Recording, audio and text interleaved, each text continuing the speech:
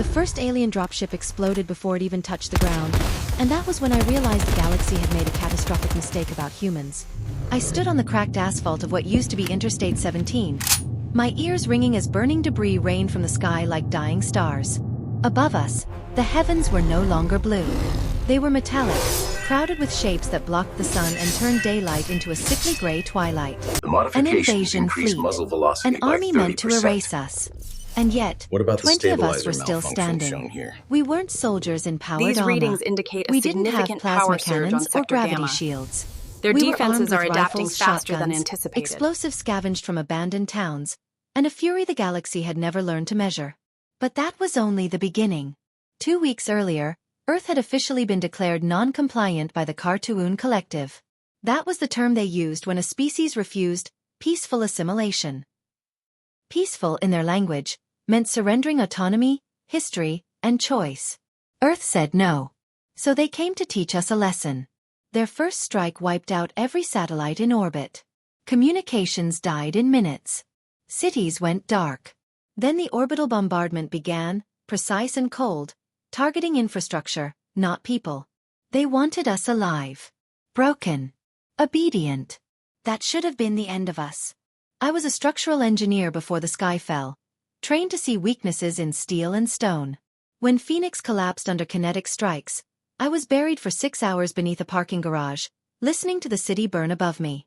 When I crawled out, coughing dust and blood, I expected silence. Instead, I heard screams. That sound still haunts me. The Cartoon ground forces arrived 3 days later. Towering insectoid forms encased in adaptive armor, their movements precise, emotionless. They marched through ruined streets like executioners inspecting livestock. Their weapons didn't just kill. They erased. I watched one of them dissolve a man into glowing ash for running. I didn't scream. I didn't cry. I memorized how the weapon charged, how long it took to cool down, how the alien adjusted its stance before firing. That detail saved my life later. We found each other by accident.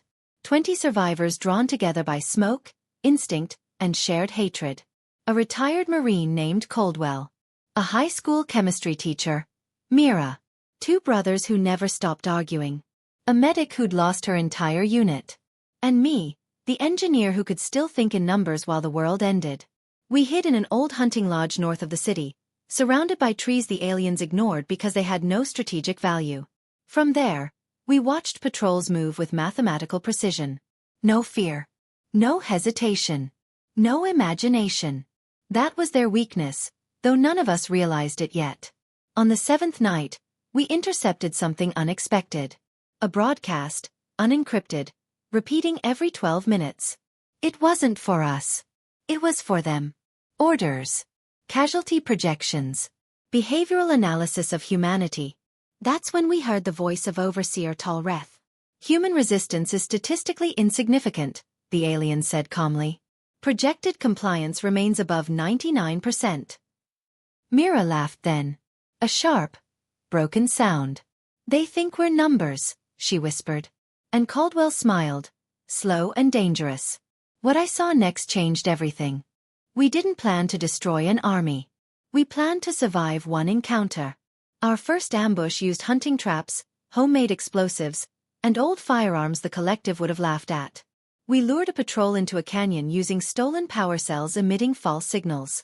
When they entered, we collapsed the walls. The aliens didn't panic. They didn't retreat. They tried to adapt. They died anyway. Their armor was strong, but it had seams. Their sensors were advanced, but they filtered irrelevant noise, like echoes and wind.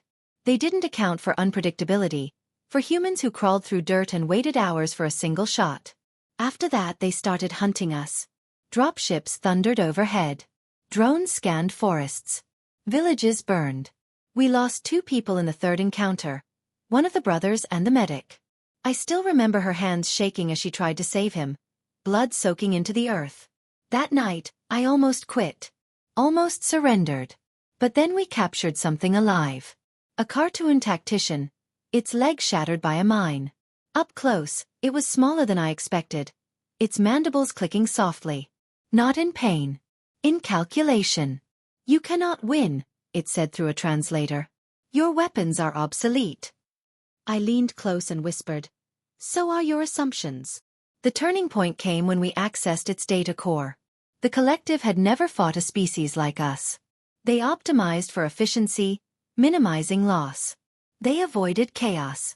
But humans had been perfecting chaos for thousands of years. We weren't strong. We were stubborn. The invasion doctrine relied on fear and inevitability.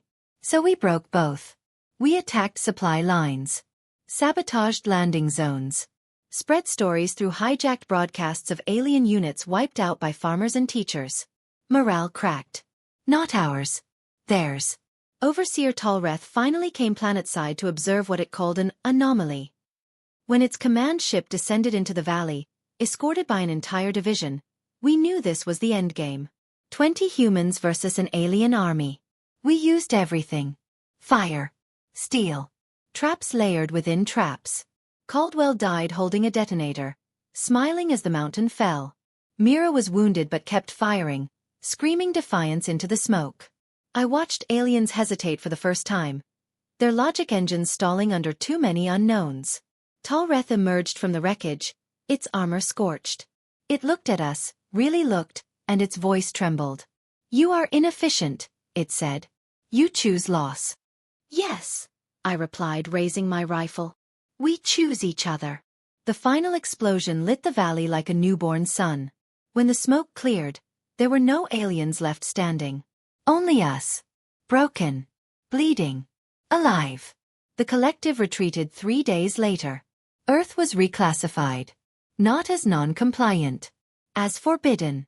Now, years later, I tell this story to anyone who will listen, because the galaxy still whispers about the day an alien army fell to 20 humans with primitive weapons. They call it impossible. I call it human.